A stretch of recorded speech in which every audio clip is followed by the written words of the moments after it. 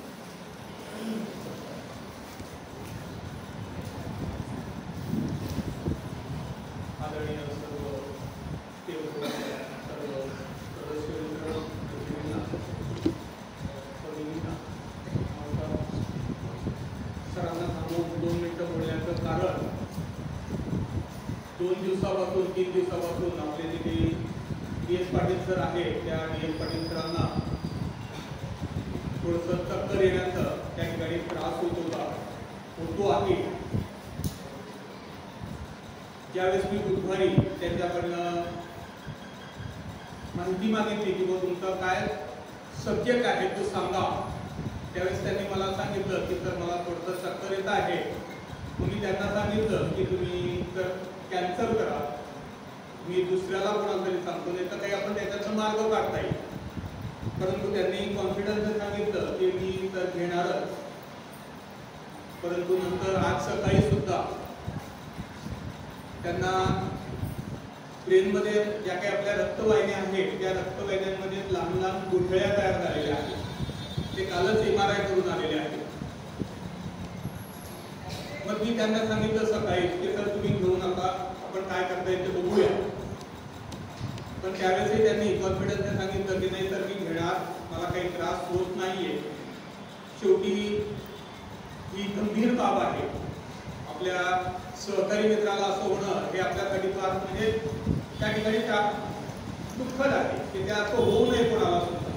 परंतु याच्यावरती मग माझं त्या ठिकाणी ताईंशी बोलणं झालं. ताईंनी सुद्धा नकार दिला की तुम्ही त्या ठिकाणी त्याला DS पाटील सरांना सांगा की हे काही घेऊ नको, आपण काय करता येईल करूया.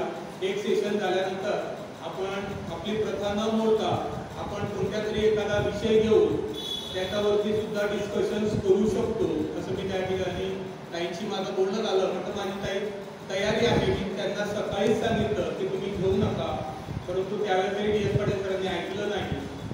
नंतर मग आणखी परत आता सुद्धा 3 वाजता माझं त्यांच्याशी बोलणं झालं, परंतु ते म्हणाले नाही सर आता मला बरं वाटतं आहे मी घेणारच. मग ताई सुद्धा त्यांच्याशी बोलल्या की तुम्ही घेऊ नका सर, आपण त्याच्यातून मार्ग काढू, तुम्ही काही त्या ठिकाणी घेऊ नका, आपल्याला तब्येत महत्वाची आहे. ती तब्येत घेणं सांभाळणं हे अतिशय गरजेचं आहे. पण त्यांनी सांगितलं की तर ताई मला बरं वाटतं आहे मी घेणार आहे. त्यामुळे मी जेव्हा शेवटी आमचा नाईलाज झाला आणि त्यांना होकार द्यावा लागला. तर त्यांनी ताईंनी आणि मी आणि ते तिघजण कॉन्फरन्स करत होतो. मग त्यावेळेस त्यांना सांगितलं की काही हरकत नाही आपण घेऊ शकता. परंतु सांगायचा उद्देश असा आहे की त्या ठिकाणी त्यांना जर झालं असतं तर काही त्या ठिकाणी आपण त्यांची काळजी घेणं हे सगळ्यात महत्त्वाचं आहे. आपला एक सहकारी बंधू आहे आणि म्हणून हे तर होत चालत जाणार आहे, हा रथ आहे. ही क्रिया सतत मी असलो नसलो कोणी असेल दुसरं तुम्ही येणार चालत राहणार आहे ही गोष्ट. परंतु आपण आपल्या सहकारी मित्राची त्या ठिकाणी काळजी घेणं हे अतिशय गरजेचं आहे. आणि त्यासाठी मी त्यांचा अतिशय विनवण्या केल्या, परंतु त्यांनी नकार दिला की मला घ्यायचंच आहे. शेवटी आमचा नाईलाज झाला त्यांचा माझा आणि मग त्यांना आम्हाला होकार द्यावा लागला. नाही तर आपण आपला विचार केला होता, मी माझ्या डोक्यात विचार होता की आपण आपल्याकडे अनेक लोक आहेत, आपण 2 गट करू शकत होतो आणि एखाद्या विषयावरती डिस्कशन्स करू शकत होतो.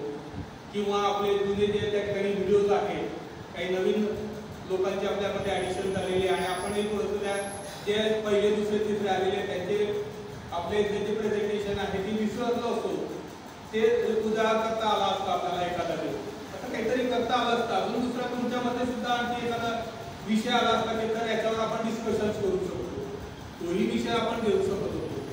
मग हा मार्ग होता आपल्याकडे, परंतु शेवटी नाईलाज असतो. आम्हाला त्यांना होकार द्यावा लागला आणि त्यांना त्या सादरीकरणासाठी होकार देऊन त्यांना सादरीकरण करता येईल असं त्या ठिकाणी त्यांना बोलवतो. म्हणजे सांगायचा उद्देश की आम्ही त्या ठिकाणी त्यांना विनंत्या केल्या, परंतु ते ऐकायला तयार नव्हते.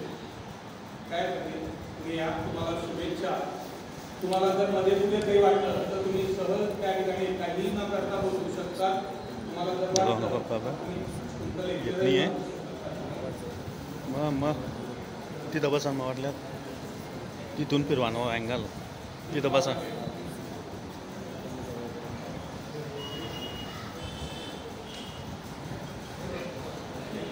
टेबल पाहिजे का बा?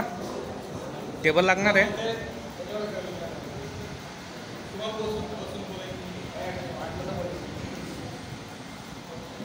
तुम्हाला सांगितलं आहे थोडंसं मेडिकल कंडिशनमधून 2-3 दिवसापासून ते जात होते.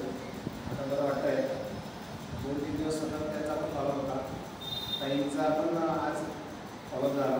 ताईंना मी अश्युअर केलं की ताई मी डॉक्टरांशी बोललेलो आहे आणि मी बोलू शकतो. आणि मग तेव्हा ताईंनी मला परमिशन दिली. ताई नाही मिळालं तर अजिबात गरज नाही, आम्हाला माणूस महत्त्वाचा आहे. लेक्चर आज उद्या पण होऊ शकतो. डॉक्टरांच्या सल्ल्याने बोलून त्या असं जेव्हा ताईंना सांगितलं तेव्हा ताई आणि पण मला होकार दिला आणि निश्चित माझी कंडिशन आहे बोलण्यासाठी म्हणून मी बोलतो आहे. ठीक आहे, आपल्या सादरीकरणाला मी सुरुवात करतो आहे. माझा आजचा टॉपिक मॅडमने सांगितलेला आहे IUPAC nomenclature for organic compounds. जर आपण सायन्सचा विचार केला तर खाली 8वी 9वीच्या मुलं बसलेले आहेत. 3 वेगवेगळ्या प्रकारचे ब्रांचेस तुमच्या सायन्सचे आहेत, फिजिक्स, केमिस्ट्री आणि बायोलॉजी. पर्टिक्युलरली आता केमिस्ट्रीचा जर आपण विचार केला, केमिस्ट्रीमध्ये पण 3 वेगवेगळ्या ब्रांचेस आहेत. सर्व डिटेल आपल्याला घेणे या ठिकाणी शक्य नाही आहे. केमिस्ट्री 3 मेजर ब्रांचेस, अशा भरपूर ब्रांचेस आहेत. आपण सर्व जर PSC MSc झालेला आहोत तुम्हाला ते माहितीच आहे. केमिस्ट्रीमधल्या 3 ब्रांचेस मेन आहेत. फिजिकल केमिस्ट्री, थोडंसं फिजिक्स रिलेटेड आहे, लॉज वगैरे त्याच्यामध्ये असतात, प्रिन्सिपल्स असतात. त्याच्यानंतर इनऑर्गॅनिक केमिस्ट्री, ज्याच्यामध्ये अशा सबस्टन्सचा स्टडी केला जातो जे नॉन लिव्हिंग मॅटरपासून ऑब्टेन केलं जातं. आणि सगळ्यात महत्त्वाची ब्रांच ज्याच्यावर मी बोलणार आहे, की जे मी घेणार आहे, ती केमिस्ट्रीची महत्त्वाची ब्रांच आहे ऑर्गॅनिक केमिस्ट्री.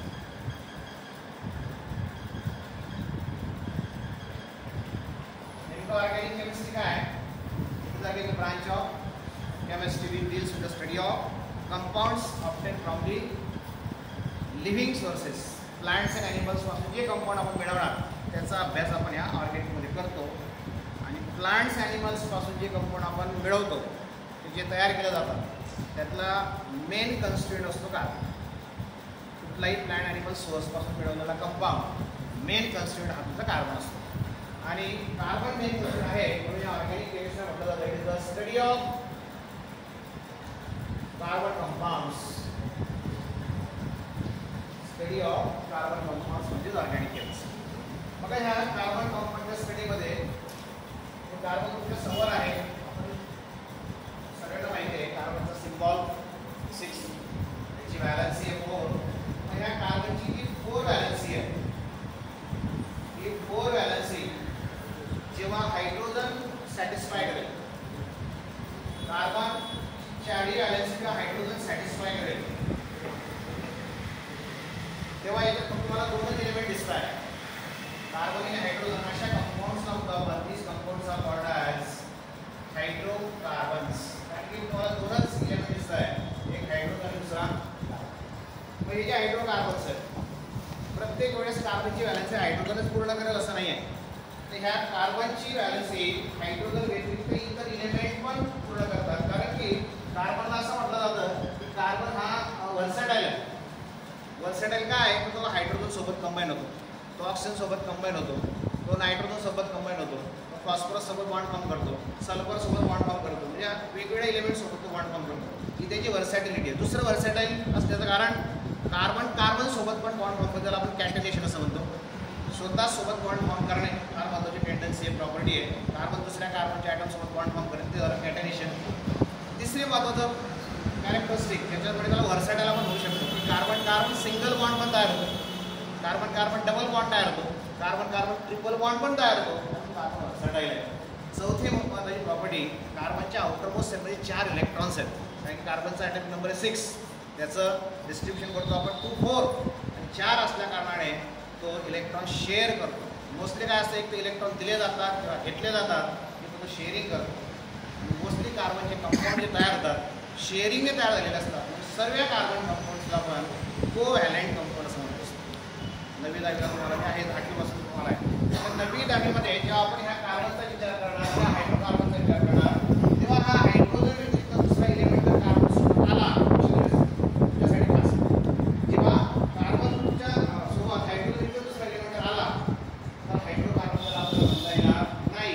म्हणजे त्याला काय म्हणणार, तर एखादा कार्बन असणारा पार्ट त्याच्यासोबत दुसरा एखादा काहीतरी ॲटम असेल, ग्रुप असेल, अटॅच असणारा जो ॲटम असेल, ग्रुप असेल, त्याला नाव देतो आपण फंक्शनल. कार्बनसोबत काहीतरी अटॅच असेल आपण बघणार आहोत. नुसतं कार्बन हायड्रोजन असेल तर हायड्रोकार्बन, आपल्याला हायड्रोजन काढून टाकायचं आहे. त्याच्यासाठी एक वेगळा आहे हायड्रोजन नसेल तो आपल्याला ठेवायचा आहे. तो जो असेल त्याला म्हणणार की फंक्शन. कार्बनसोबत कोणता ग्रुप अटॅच होऊ शकतो, तर कार्बनसोबत अटॅच होणारा ग्रुप आहे असे भरपूर सारे आहेत. त्यातले 3-4 कंपाऊंड्स आपण या ठिकाणी बघणार आहोत. त्याचा पहिला ग्रुप आहे तुमचा OH आणि ह्या OH ला अल्कोहोल असं म्हटलं जातं. या कार्बनसोबत दुसरा ग्रुप, दुसरा एलिमेंट बॉन्ड फॉर्म करू शकतो आणि तो आहे तुमचा CH2 या CH2 ला आपण एका पद्धतीने पण दाखवू शकतो. CH2 ला दाखवताना आपण C डबल बॉन्ड OH असं त्याला आपण दाखवणार. जेव्हा तुम्ही CH2 किंवा C डबल बॉन्ड OH म्हणणार तेव्हा हा जो ग्रुप या ठिकाणी आहे त्या ग्रुपचा नेहमी करतो आपण अल्डिहाइड. मुलांना शिकवताना मी परत त्यांना सांगतो की CH2 लक्षात ठेवायचा, जर चोपडा ग्रुप लक्षात ठेवा. CH2 म्हणजे चोपडा, चोपडा म्हणजे अल्डिहाइड. OH झाला तुमचा अल्कोहोल, CH2 असेल तुमचा अल्डिहाइड. त्याच्यानंतर या कार्बन सोबत एक ग्रुप आपण अटॅच करू शकतो. तो आहे तुमचा C डबल बॉन्ड OH. बऱ्याच जणांचा परिचयाचा ग्रुप आहे, त्याला आपण असं लिहिलं तरी चालतं COOH. दोघं ऑप्शन एकत्र केलं तरी पण चालतं. त्याला आपण डायरेक्ट CO2H असं म्हटलं चालेल. हा जो COH ग्रुप आहे, name of that function group is carboxylic acid. नुसतं ऍसिड म्हटलं तरी चालेल, पण नुसतं ऍसिड म्हटलं तर आपल्याला कन्फ्युजन होऊ शकतं. कारण की इनऑर्गॅनिक मध्ये पण ऍसिड आहे, हे ऑर्गॅनिक मधला ऍसिड आहे. इनऑर्गॅनिक मधला ऍसिड जे आहे त्यांना म्हणतो आपण मिनरल ऍसिड, जे तुमचे HCl, HNO3, H2SO4 phosphoric acid असतात. आणि ऑर्गॅनिक ऍसिड म्हटलं तर त्याच्यामध्ये हा COH बसलाच पाहिजे. म्हणून कार्बोक्सिलिक ऍसिड त्याला म्हटलं गरजेचं आहे की ते म्हटलं पाहिजे आपण.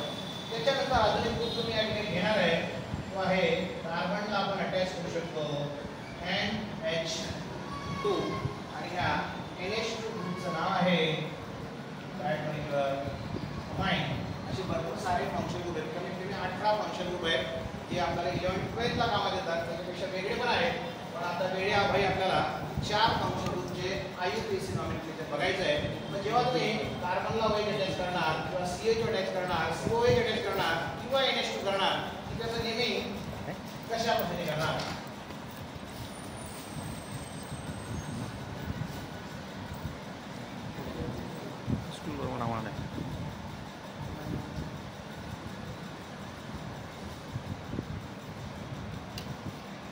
ऑर्गॅनिक कंपाऊंडला जर आपल्याला नेमिंग करायचं असेल, नॉमेनक्लेचर करायचं असेल, तर 2 वेगळ्या सिस्टीमने आपण नेमिंग करत असतो. पहिली जी सिस्टीम आहे ती म्हणजे तुमची कॉमन नेम सिस्टीम असते, कॉमन नेम. आणि सेकंड सिस्टीम जी असते that one is IUPAC system. याचं नेमिंग आपल्याला आज करत बघायचं आहे. कॉमन नेम सिस्टीम मधलं नॉमेनक्लेचर आणि IUPAC सिस्टीम नॉमेनक्लेचर. कॉमन नेमचं नॉमेनक्लेचर तुम्हाला डायरेक्ट देता येतं किंवा मगअप करावं लागतं. कारण IUPAC मध्ये मला वेगवेगळे रूल्स फॉलो करावे लागतात आणि ते वेगळे रूल्स फॉलो करून तुम्हाला त्या कंपाऊंडला नेमिंग करता येतं. तर 4 वेगळ्या फंक्शन ग्रुपचं IUPAC नॉमेनक्लेचर आपल्याला बघायचं आहे. आता नेमकं IUPAC काय आहे, त्याचा एक लॉंग फॉर्म आहे, मुलांसाठी फार महत्त्वाचं आहे. IUPAC लॉंग फॉर्म आहे international union of pure and applied chemistry. International union of pure and applied chemistry long form of your IUPAC. मग ह्या IUPAC गरज काय, तर कॉमन नेमनुसार वेगळ्या कंपाऊंडला वेगवेगळ्या ठिकाणी वेगळं नॉमेनक्लेचर केलं जाऊ शकतं. पण IUPAC नुसार जर नॉमेनक्लेचर केलं असेल तर ते युनिव्हर्सल नॉमेनक्लेचर आहे, जे भारतात आहे तेच दुसऱ्या देशातून असणार, ते कुठं पण असणार आहे. म्हणून याचं नेमिंग IUPAC नुसार होणं फार गरजेचं आहे. आणि ते रूल्स जर तुम्हाला माहिती असतील तर कुठल्याही कंपाऊंडला IUPAC नॉमेनक्लेचर करू शकता. मग ह्या 4 वेगळ्या फंक्शन ग्रुपला तुमचं अल्कोहोल असेल, अल्डिहाइड असेल, कार्बोक्सिलिक ऍसिड असेल किंवा अमाइन्स असेल, या 4 वेगळ्या फंक्शन ग्रुपच्या कंपाऊंड्सला आपण अकॉर्डिंग टू IUPAC कशा पद्धतीने नॉमेनक्लेचर करणार, सोप्या पद्धतीने आपण कसं लक्षात ठेवणार. पहिलाच कंपाऊंड घेऊया आपण अल्कोहोल्स. अल्कोहोल्स मी तुम्हाला म्हटलं मी अल्कोहोल ओळखायचं असेल तर त्याच्यामध्ये कोणता ग्रुप असला पाहिजे, OH ग्रुप असला पाहिजे. मग ह्या OH ग्रुप असणाऱ्या कंपाऊंडला अल्कोहोलला तुम्हाला IUPAC नेमिंग करायचं आहे. याचं नेमिंग करण्याच्या अगोदर तुम्हाला हायड्रोकार्बन सांगितलं आहे. त्या हायड्रोकार्बन्समध्ये 3 महत्त्वाचे हायड्रोकार्बन्स आहेत. त्याचा पहिला हायड्रोकार्बन अल्काइन, दुसरा आहे अल्किन, तिसरा आहे अल्काइन. पुन्हा वर्सॅटिलिटी त्यांनी सांगितलं की अल्केन असेल तर कार्बन कार्बन सिंगल बॉन्ड असतो, अल्किन असेल तर कार्बन कार्बन डबल बॉन्ड असतो, अल्काइन असेल तर ट्रिपल बॉन्ड असतो. त्यातला अल्केन आपल्याला मोस्ट कॅटेगरी बघायचं आहे. पहिले 3-4 अल्केन मी तुम्हाला सांगतो कारण की वेळ आपल्याकडे हे 4 फंक्शन आपल्याला कंप्लीट करायचे आहेत. एक कार्बनचा जो अल्केन आहे, एक कार्बन त्याच्यामध्ये एकच कार्बन आहे, त्याचा फॉर्म्युला CH4 स्ट्रक्चर पण तयार केलं होतं. त्या कंपाऊंडचं अल्केनचं हायड्रोकार्बनचं नाव आहे दॅट मेजर मिथाइल. लक्षात ठेवा. समजा 2 कार्बनचा असेल that one is your C2H6 and the name for that alkane is your ethane. 3 कार्बनचा असेल तर तो C3H8. The name of that alkane is propane. हा फॉर्म्युला कसा काढला आहे तुमच्यासाठी जनरल फॉर्म्युला आहे CnH2n++ फॉर्म्युला आहे. CnH2n++ चा अर्थ असा झाला कार्बनची संख्या जर n असेल तर हायड्रोजनची संख्या त्याच्यात डबल करायची, डबल अधिक 2 करायची. जसं कार्बनची संख्या 1 आहे त्याच्यात डबल 2 अधिक 2 असे 4 झाले. कार्बनची संख्या 2 त्याच्यात डबल करा 4 अधिक 2 असे 6 झाले. असे वेगवेगळे कंपाऊंड्स आपण भरपूर सारे कंपाऊंड्स आपण तयार करू. तुम्हाला वाटतं 10, 20, 30, 40, 100 जेवढे पाहिजे तेवढे कार्बनची संख्या टाका, यांची व्हॅल्यू टाका, तुम्हाला वेगवेगळे कंपाऊंड सांगितले भेटतील. तर आपण 3 कंपाऊंडचं नाव माहिती बघतोय. बघा पहिले 3 compound alkane, methyl, ethane, propane हे 3 नावं तुम्हाला माहिती असतील तर त्याच्यावर तुम्हाला वेगवेगळ्या फंक्शन ग्रुपची नॉमेनक्लेचर नेमिंग सहज करता येईल. जसं आता अल्कोहोल तुम्हाला म्हटलं की याच्यानुसार तुम्हाला इकडचं नेमिंग करायचं आहे तर ते 3 नावं लक्षात असले पाहिजे. 3 लक्षात असतील तर इकडचे नाव आपण सहज सांगू शकतो. समजा मला एखादा अल्कोहोल द्यायचा आहे त्या तुम्हाला नेमिंग करायचं असेल 1 कार्बनचा अल्कोहोल आहे त्याला एक हायड्रोजन कमी करायची कारण तुम्हाला माहिती आहे की हायड्रोजन कमी करून मला त्याच्या जागेवर OH ठेवायचा. पण याला नेमिंग कसं करणार? 1 कार्बनच्या अल्केनचं नाव मला माहिती आहे मिथाइल. हे नेमिंग जे करायचं मला ते कॉमन नेम नुसार नाही आहे तर ते मला करायचं आहे आययुएस नुसार. तर ह्या अल्कोहोलचे सिंपल रूल आहे. तो रूल जर आपण फॉलो केला तर सहज या कंपाऊंडचं त्या पुढच्या दोघं कंपाऊंडचं नेमिंग आपल्याला येऊ शकतं. मुलांना कोणा तरी विचारलं की त्यामुळे लक्षात ठेवा. सोपा नॉमेनक्लेचर आहे. जसं पहिला कंपाऊंड इकडे आहे इथे 1 कार्बन असणार, हा 2 कार्बन असणार, हा 3 कार्बन असणार. बघा 1 कार्बन असणारा कंपाऊंड याला मला नाव द्यायचं आहे. 1 कार्बन असणाऱ्या तिकडच्या कंपाऊंडचं नाव मला माहिती आहे. 1 कार्बन असणाऱ्या कंपाऊंडचं नाव मला माहिती आहे. त्या कंपाऊंडचं नाव आहे मिथाइल. पण मला माहिती आहे हा मिथाइल जर घेतला तर CH4 लिहिला पाहिजे होता. CH4 नाही आहे त्याला लिहिले CH3 आणि एक हायड्रोजन कमी करून मी OH ठेवला आहे. अल्कोहोलचं नेमिंग करताना एक छोटासा रूल आहे की त्या अल्केनचं नाव जे मिथेनचं नाव जे त्याच्या नावातला शेवटचा ई जो आहे तो फक्त तुम्हाला काढून टाकायचा आहे, रिप्लेस करायचा आहे. आणि तो रिप्लेस करताना आपण अल्कोहोलला नाव देतोय. अल्कोहोलचा जर विचार केला तर याच्या नावाचा शेवट OL ने होतोय. तो फक्त OL तिथे ठेवायचा आहे. ई रिप्लेस बाय OL तुम्हाला करायचं आहे. मग जर समजा मला याचं नाव शोधायचं असेल तर तिथे मी लिहिलं शेवटचा मी काढून टाकेल आणि ह्या ई काढल्यानंतर त्याच्याऐवजी OL जर मी ठेवला तर या कंपाऊंडचं नेमिंग मला सहज समजेल. Name of compound methanol. असं जर समजा 2 कार्बनचा कंपाऊंड म्हणजे मी जर दुसरा कंपाऊंड घेतला C2H6 त्यातला एक हायड्रोजन मी काढून टाकला म्हणजे तो C2H5 होऊन जाईल. एक हायड्रोजन काढून जर मी OH ठेवला याचं नाव तुम्हाला तयार करायचं आहे. याचं नाव तयार करताना काय करणार तुम्ही? हा जो ई आहे तो काढायचा आणि ई काढून आपल्याला OL ठेवायचा आहे. सांगते कोणाला याचं नाव? यस इथेनॉल बरोबर आहे. ई काढून टाकला ते नाव मी जसं तसं लिहितोय अगोदर. 2 कार्बनच्या अल्केनचं नाव आहे इथेन. पण मला रूल माहिती आहे हा अल्केन नाही हा अल्कोहोल आहे. अल्कोहोल साठी खूप सोपा आहे. Replace by OL. म्हणून या ठिकाणी हा ई काढला आणि जर मी OL ठेवला तर हा तुमचा इथेनॉल. हे इथेनॉलचं वैशिष्ट्य काय आहे? भरपूर सारे अल्कोहोल्स आहेत. Ethanol, propanol, butanol. एकमेव अल्कोहोल असा आहे जो तुमच्या मेडिसिन्स मध्ये वापरला जाऊ शकतो. जो which is fit for drinking जे तुमचे बिव्हरेजेस असतील त्याच्यामध्ये हा एकमेव अल्कोहोल आहे. इतर अल्कोहोल जर वापरले दीज आर फटल टू अवर लाईफ. हा एकच अल्कोहोल आपण घेऊ शकतो. समजा तिसरा अल्कोहोल जर आपण घेतला C3H7 एक हायड्रोजन कमी केला मेथेटचा. एक हायड्रोजन कमी करून मी OH ठेवलेला आहे. त्याचं नाव सांगतात कोणाला? मुलींमध्ये सांगावं जरा बा. मुलींमध्ये असं आमचं दिसत नाही आहे. ई रिप्लेस बाय OL करायचं आहे. याच्यातला ई काढायचा आहे आणि OL ठेवायचा आहे. बस सांगते कोणाला? यस जोरात ऐकू येते मला. तू सांग मला. प्रोपॅनॉल. बघा तो कंपाऊंड जसं तसं घ्यायचं आहे. प्रोपॅन शेवटचा ई काढला आणि त्या ईच्या याच्यात त्याला OL ठेवायचा आहे. Name of the compound is propanol. बघा आता हे सहज एक रूल तुमच्या समोर आहे, त्याच्यानुसार आपण त्याला एक्सप्लेन केलं किंवा कसं ते आलेलं आहे. असे 4 वेगळे कंपाउंड्स आपल्याला एक्सप्लेन करायचे. त्याच्यावर छोटंसं एक मॉडेल मी तयार केलेलं आहे.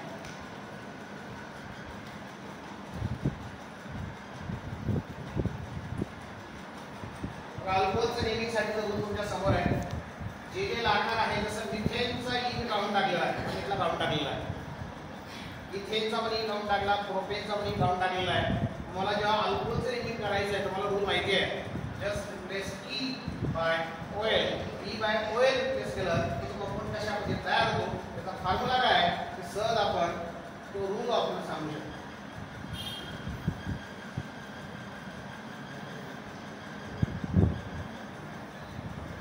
ई रिप्लेस झाला, त्याच्या जागी हा ओएल आलेला आहे. जर याला वाचलं तुम्हाला समजेल methanol and the formula CH2H, ethanol that is C2H5OH and propanol that is C3H7OH. तर हा पहिला ऑर्गॅनिक कंपाऊंड त्या पहिला फंक्शन ग्रुप आपण याने कंप्लीट केला आहे. असे 4 वेगळे कंपाऊंड आपल्याला पूर्ण करायचे आहेत. त्यातला दुसरा आपण याने घेऊया आता.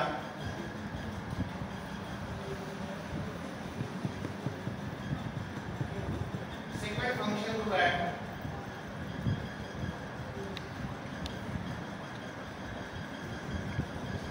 अल्डिहाइड्स. अल्डिहाइड्स मधला जो फंक्शन ग्रुप आहे तो सुद्धा CHO, तुम्ही त्याला C डबल बॉन्ड OH असं लिहिलं तरी पण चालेल. त्याचं पण नॉमेनक्लेचर अल्डिहाइड्स चं नॉमेनक्लेचर अल्केन्स पेक्षा किंवा सॉरी अल्कोहोल्स पेक्षा खूप सिंपल आहे. बघा एक कार्बनचा अल्डिहाइड मला तयार करायचा आहे. लक्ष द्या C डबल बॉन्ड OH हा फंक्शन ग्रुप त्याच्यात असला पाहिजे तरच त्याला तुम्ही अल्डिहाइड म्हणणार. अल्डिहाइड ओळखायचं असेल तर C डबल बॉन्ड OH म्हणजे CH मध्ये जोडा करून असला पाहिजे. एक कार्बनचा आहे. कार्बनची व्हॅलेन्सी 4 प्लस सगळ्यांना माहिती आहे. ऑलरेडी 4 व्हॅलेन्सी पैकी 3 व्हॅलेन्सी पूर्ण आहे, एक व्हॅलेन्सी बाकी राहिलेली आहे. समजा ती व्हॅलेन्सी हायड्रोजनने पूर्ण केली. एक कार्बनचा अल्डिहाइड माझ्या समोर आहे आणि हे एक कार्बनच्या अल्डिहाइडला मला नेमिंग करायचं आहे. एक कार्बनच्या अल्केनचं नाव मला माहिती आहे. एक कार्बनच्या अल्केनचं नाव मी इकडे लिहून घेतोय आणि याच्यामध्ये एकच कार्बन आहे. एक कार्बनच्या अल्केनचं नाव लिहिलं मी मिथेन. मला माहिती आहे हा अल्केन नाही आहे, हा मिथेन नाही आहे, तर हा अल्डिहाइड आहे.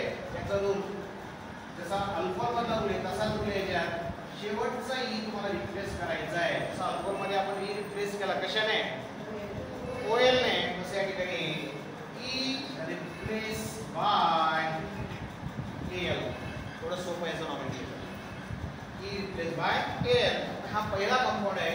याचं नॉमेनक्लेचर मला करायचं आहे. सांगते कोणाला ई रिप्लेस करायचं आहे, याच्या नावाचं ए ठेवायचं. कसं वाचणार तर यस या जोरात मिथॅनल. त्याचं आयटीएस नेम आलं मिथॅनल. कॉमन त्याला आपण फॉर्मल्डिहाइड्स म्हणत असतो. ITS name. दुसरा कंपाऊंड आहे हा CHO ग्रुप जो असेल तो प्रत्येक कंपाऊंड मध्ये असणार आहे जर तो अल्डिहाइड असणार तर. दुसरा कंपाऊंड तुमचा CH3 C double bond OH त्याला डायरेक्ट CHO लिहिलं तरी पण चालेल. 2 कार्बनचा कंपाऊंड आहे. 2 कार्बनच्या कंपाऊंडला तुम्हाला अल्केननुसार नाव द्यायचं असेल तर त्याचं नेमिंग आहे इथेन. शेवटचा ई काढायचा आहे फक्त आपल्याला आणि ई काढून आपल्याला काय ठेवायचं आहे एल. म्हणजे याचं नाव कसं देणार यस ते जेव्हा मिथॅनल. तिसरा कंपाऊंड आहे CH3 CH2 एक कार्बन वाढला आहे. 3 कार्बनचा कंपाऊंड आहे. 3 कार्बनची chain adding polyester straight chain. 3 कार्बनच्या कंपाऊंडला अल्केन नुसारचं नॉमेनक्लेचर तुमचं आहे प्रोपेन. शेवटचं ई तुम्ही काढणार. शेवटचं ई काढून आपल्याला काय ठेवावं लागेल एल. तर ई काढला आहे आणि एल आपण ठेवतोय. therefore the name of the compound is जसं अल्कोहोलचं नेमिंग केलं आपण तसं या अल्डिहाइडचं नेमिंग आहे. रूल सेम आहे. तर ई रिप्लेस बाय ओएल होता, तर ई रिप्लेस बाय एल आहे. एवढाच फरक या ठिकाणी आहे. त्याचं पण नेमिंग आपण या ठिकाणी बघूया.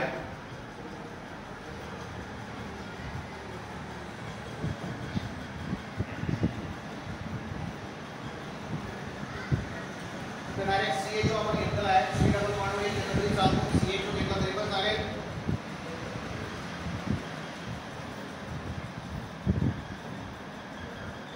E replace by L. E replace by L. E replace by L.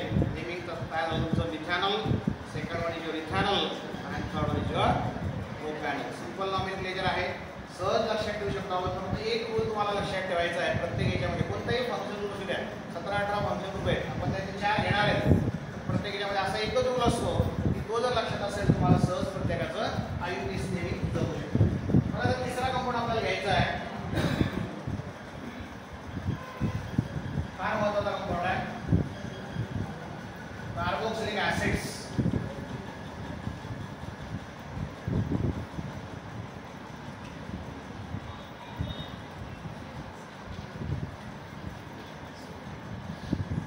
Carboxylic ऍसिड्सला ओळखायचं कसं, तर त्यांच्यामध्ये फंक्शन ग्रुप असला पाहिजे COH.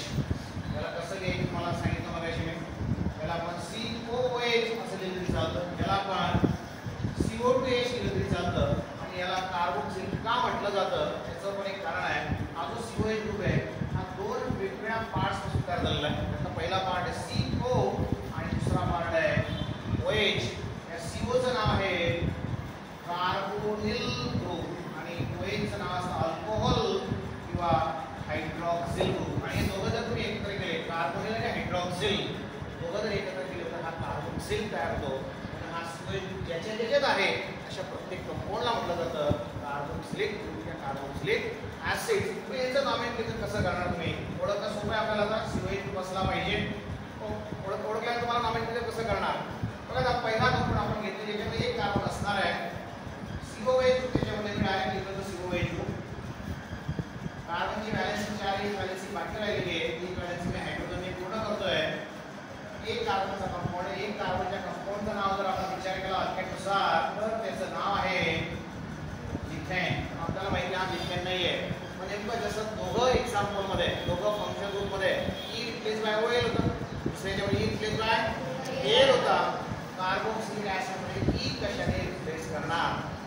E replaced by E replaced by वास्तविक कोणाला आहे काय लिहिले मी E replaced by OIC acid. मग बघूया आता पहिला तो कंपाऊंड आहे तुमचा एक कार्बनचा. समजा त्याचा हा E जर आपण रिप्लेस केला कशाने OIC ऍसिड ने, काय नाव आहे विक्रे सांगताय. Yes methanoic acid. बघा OIC ऍसिड. आणि हा एकमेव ऑर्गॅनिक कंपाऊंड असा आहे, कार्बोक्सिलिक ऍसिड हा एकमेव ऑर्गॅनिक कंपाऊंड असा आहे की त्याच्या नावामध्ये गॅप असतो. एकही ऑर्गॅनिक कंपाऊंडच्या IUPAC मध्ये तुम्हाला गॅप सापडणार नाही. जसं आपण मिथेनॉल कंटिन्यू लिहिलं, प्रोपॅनॉल, मिथेनॉल, तर आता तसं नाही. बघा अगोदर मी मिथेनाइल आणि गॅप दिला, गॅप दिला नसेल तुमचं लिहिलेलं चुकीचं असणार. ते दुसऱ्यांच्या याच्यामध्ये गॅप दिला तुमचं आन्सर चुकणार. हा एकमेव कंपाऊंड असा आहे ज्याच्यात IUPAC मध्ये गॅप आहे. कारण की IUPACचा एक रूलच आहे, you have to write the name of that organic compound as a one word. एक शब्दात तुम्हाला लिहायचं, वाक्य नाही. एक शब्द आला आणि त्याला गॅप नसेल, हा याला एक्सेप्शनल आहे. हे तुमचा IUPAC ने तिथं गॅप असणार. बघा पहिला कंपाऊंड आपण कंप्लीट केलेला आहे.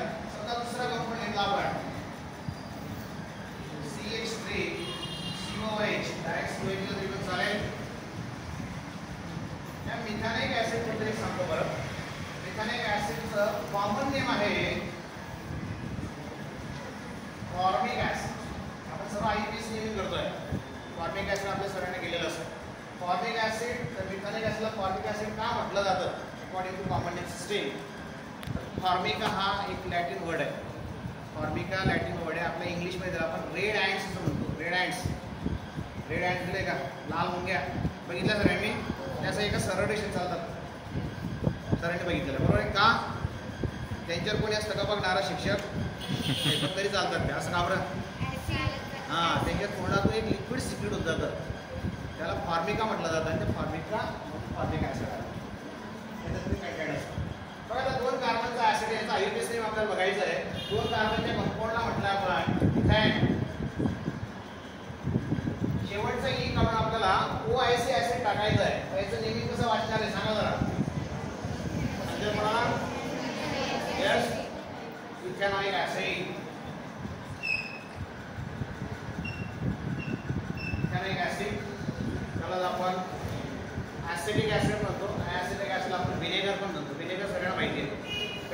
वापरायचं विनेगर प्रिझर्वेटिव्ह म्हणून वापरलं जातं. ते ॲसिडिक ॲसिड आहे. बघा तिसरा कंपाऊंड आहे CH3 CH2 C double bond OH. 3 कार्बनचा आहे. 3 कार्बनच्या कंपाऊंडला म्हणणार तुम्ही प्रोपेन. शेवटचा ही काढलाय, त्याला फक्त OIC ऍसिड आपल्याला टाकायचं आहे. OIC ऍसिड टाकलं त्याचं नेमिंग तयार होईल. सांगते कोणाला? इथं जर आपण OIC ऍसिड टाकला त्याचं नेमिंग काय तयार होईल? Yes, propanoic acid. OIC आणि ऍसिड हा तुम्हाला सेपरेट द्यावा लागेल. तर अशा पद्धतीने कुठलंही कार्बोक्सिलिक ऍसिड असेल तर त्याचं आपण नेमिंग आययुपी सिस्टम करू शकतो. जसं तुम्हाला हे सांगितलं फॉर्मिकापासून मिळवलं आहे, ॲसेटम पासून म्हणून ॲसिडिक ॲसिड ते व्हिनेगर. तसं प्रोपिओन नावाचं एक फॅट आहे. त्या प्रोपिओन नावाच्या फॅटचं हायड्रोलिसिस केलं जातं आणि मग हा कंपाऊंड मिळवला जातो. याचा 4 कार्बनचा कंपाऊंड आहे, भरपूर सारे कंपाऊंड आहे. त्याचं नाव आहे ब्युट्रिक ॲसिड. बटरपासून तयार केलं, बटर सगळं माहिती आहे. बटरपासून तयार केलं जातं तर ब्युट्रिक ॲसिड म्हटलं जातं. त्याचा आययुपी नेम वेगळा असणार आहे. तर हा झाला तिसरा कंपाऊंड कार्बोक्सिलिक ॲसिड. त्याचा OIC ऍसिड रिप्लेस केल्यानंतर कशा पद्धतीने दिसेल बघूया.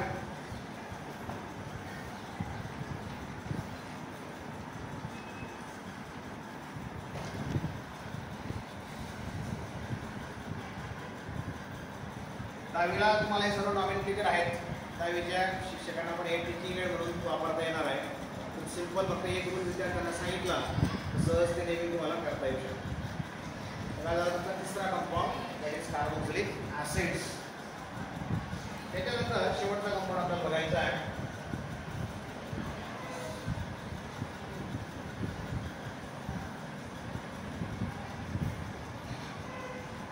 अमाइन्स. अमाइन्स याचे कंपाऊंड आहेत. याच्यामधला फंक्शन ग्रुप आहे NH2. ह्या NH2 अशी इलेक्ट्रॉनची पेअर असते. ही विद्यार्थ्यांना भाषेत समजणार नाही. ज्या ज्या कंपाऊंडवर अशी इलेक्ट्रॉनची पेअर असते असे सर्व कंपाऊंड बेसिक नेचर दाखवतात. लिव्हिज ॲसिड, लिव्हिज बेस असा एक कन्सेप्ट आहे. जो इलेक्ट्रॉन देणारा असतो तो बेस असतो. हा इलेक्ट्रॉन देणारा आहे, तो घेणारा असतो तो ॲसिड असतो. हे सगळे अमाइन्स आहेत. All the amines are basic in nature. आणि अमाइन्सचं आययुपीसी नॉमेनक्लेचर आपण कसं करणार? बघा, अमाइन्सचं नॉमेनक्लेचर करायचं आहे. व्हेरी फर्स्ट कंपाऊंड तुमचा CH4 आहे. या CH4चं नाव आपल्याला माहिती आहे. मला अमाइन्स तयार करायचं तर मी यातला एक हायड्रोजन कमी करतोय. CH3 केला तो एक हायड्रोजन कमी करून मला अमाइन पाहिजे आहे म्हणून मी NH2 फंक्शन त्याच्यावर ठेवला. याचं नेमिंग कसं करणार तुम्ही? हा जो शब्द आहे हा शब्द तुम्हाला त्या नावामध्ये यूज करायचा आहे. समजा 1 कार्बनचा कंपाऊंड घेतला असता त्याला मी अल्केनुसार मिथेन म्हटलं असता. शेवटचा ई काढून टाकला, लिहिला नाही. शेवटचा ई काढायचा आणि फक्त शब्द पुढे लिहायचा अमाइन. हा ई काढून जर अमाइन शब्द लिहिला तर या कंपाऊंडचं नेमिंग कसं होणार सांगा बरं. एकदा शब्द वाचा तो. Yes, methanamine. Compound is methanamine. जसा पहिला कंपाऊंड झाला तसा सेकंड कंपाऊंड पण असणार आहे CH3 CH2. 2 कार्बनचा कंपाऊंड आहे. 2 कार्बनच्या कंपाऊंडला आपण अकॉर्डिंग टू अल्केन इथेन असं नाव दिलेलं आहे. पण हा इथेन नाही आहे, हा तुमचा अमाइन कंपाऊंड आहे. शेवटचे आपण रिप्लेस केलेला आहे. ही रिप्लेस करून तुम्हाला फक्त अमाइन शब्द ठेवायचा आहे. तुम्ही या कंपाऊंड नाव तुमचं इथेन अमाइन. आणि लास्ट 3 कार्बनचा कंपाऊंड CH3 CH2 कार्बन कार्बनची चेन आहे. NH2 3 कार्बनचा आहे. 3 कार्बनच्या कंपाऊंडचं नाव आपल्याला सगळ्यांना माहिती आहे. दॅट म्हणजे प्रोपेन. शेवटचा ई काढला आणि जर समजा आपण अमाइन शब्द ठेवला तर या कंपाऊंडचं नाव येईल तुमचं अमाइन. बघा, सर्व नॉमेनक्लेचर जे आहे ते 1 वर्ड आपण दिलेलं आहे. फक्त कार्बोक्सिलिक ॲसिड असा एक कंपाऊंड होता तर तुम्हाला ॲसिड हा शब्द वेगळा लिहावा लागत होता. जर त्याच्यात तुम्ही एकत्र करून टाकला तर चुकेल. काही तर मिथेन वेगळा अमाइन वेगळा गेला तर हे नॉमेनक्लेचर चुकणार आहे. आययुपीसी नेम नेहमी तुम्ही ॲज अ 1 वर्ड दिलं पाहिजे. असे भरपूर सारे कंपाऊंड्स आपण घेऊ शकतो. त्याचं शेवट जेव्हा आपण बघूया.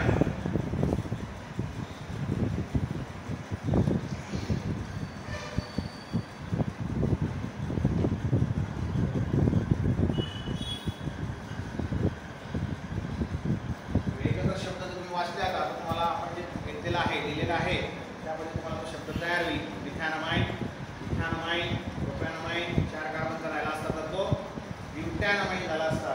तर अशा म्हणजे कोणत्याही ऑर्गॅनिक कंपाऊंडचं नेमिंग करताना एक रूल जर विद्यार्थ्यांनी व्यवस्थित लक्षात ठेवला तर कायमस्वरूपी तुम्हाला त्या कंपाऊंडचा IUPAC नेम देता येईल. दुसरी महत्त्वाची गोष्ट IUPAC नेमिंगची असं आहे, तुम्ही 11वी 12वीला जेव्हा सायन्सला जाणार, केमिस्ट्री विषय घेणार, 50% सिलेबस ह्या ऑर्गॅनिकवर डिपेंड आहे.